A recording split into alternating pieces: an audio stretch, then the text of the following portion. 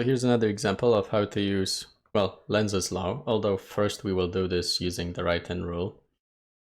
And this is going to be the last example where I'm going to do both the right-hand rule and the Lenz's law to determine the direction of the current. And after this example, I'm just going to focus on the Lenz's law. So what we have here is a magnet, and this magnet is, well, this magnet has a magnetic field. So let's maybe draw that magnetic field. And so what we'll have here is a magnetic field that points away from the North Pole.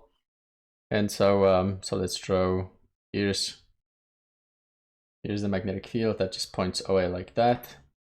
Somewhere here, the magnetic field points away like this. And then there's a magnetic field that points this way into this thing. Here's a magnetic field that points into that. And of course it continues, comes out. So I guess I should have drawn that one also. Continuing.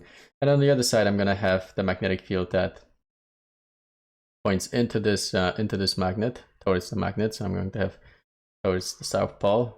This is what I would have. And then I'll add a few more. So I'm going to put maybe a loop that looks like this here. And it has this direction, and I'm going to put one more loop. It has this direction, and then maybe I'll add one more here and one more here. Okay, so we have a magnet with a magnetic field. Now, if this magnet is not moving, and if the loop is not moving, then nothing interesting is going to happen here. However, we're going to make this magnet move downwards. So the magnet is moving down at some speed, at some velocity v. And if the magnet is moving downwards, then there's a magnetic field that is pushed down through the loop itself.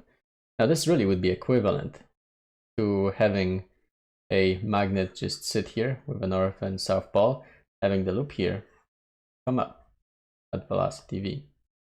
The two situations are functionally the same in the sense that, well, in one case, it's the magnet that moves down and the loop sits there. In another case, it's the loop that moves up and the magnet sits there. But the point is that in both cases, as far as the charges are concerned, if you consider the charges that sit here, so here's a charge and here's another charge. Of course, you have more charges along this loop.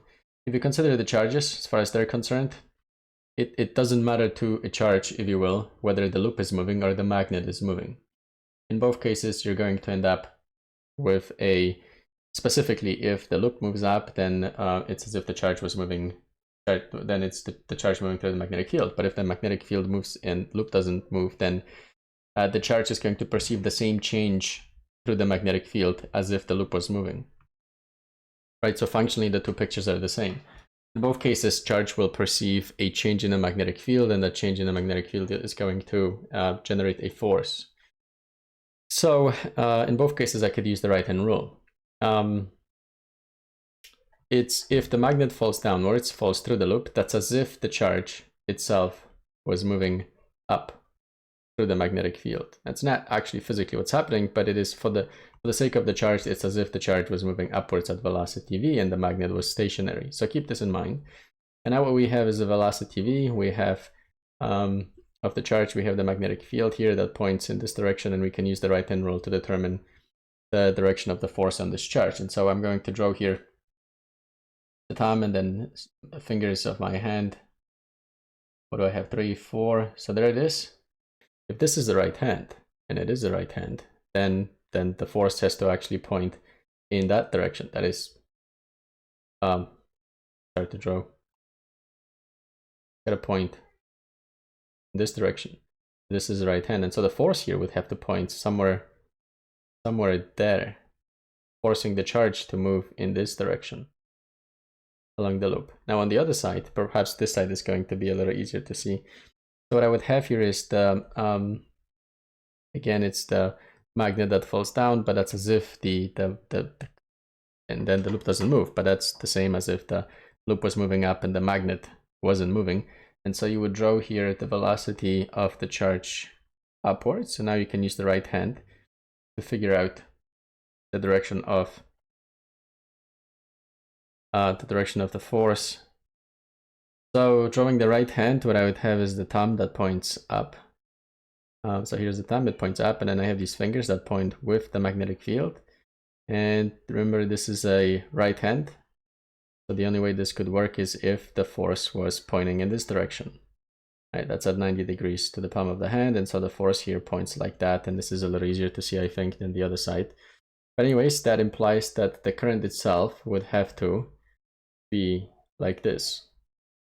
Right, so this is the direction of the current in this loop. And of course, what that does is it causes this, there's a current in the loop here, and that current in the loop is going to set up its own magnetic field. So let's maybe redraw this picture. So we have determined here that if this magnet is following towards the loop, then the current in a loop is going to have this specific direction.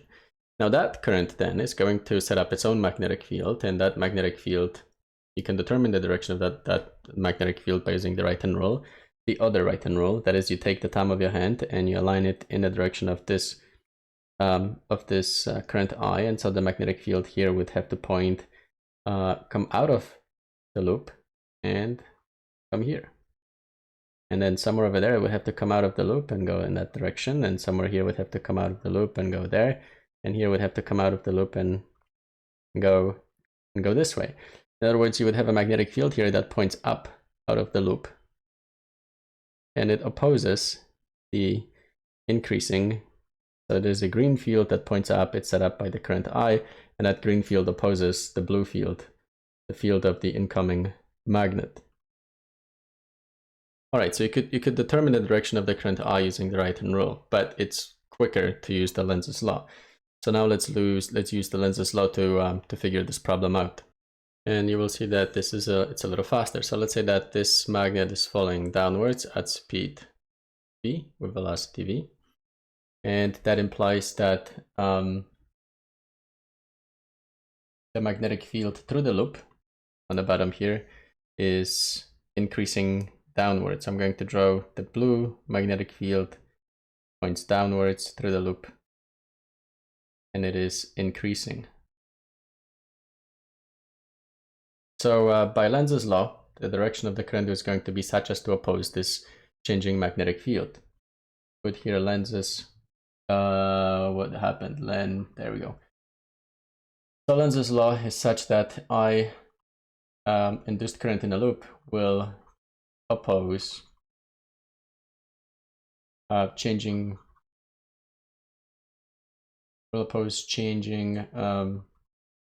magnetic field or changing flux through the loop.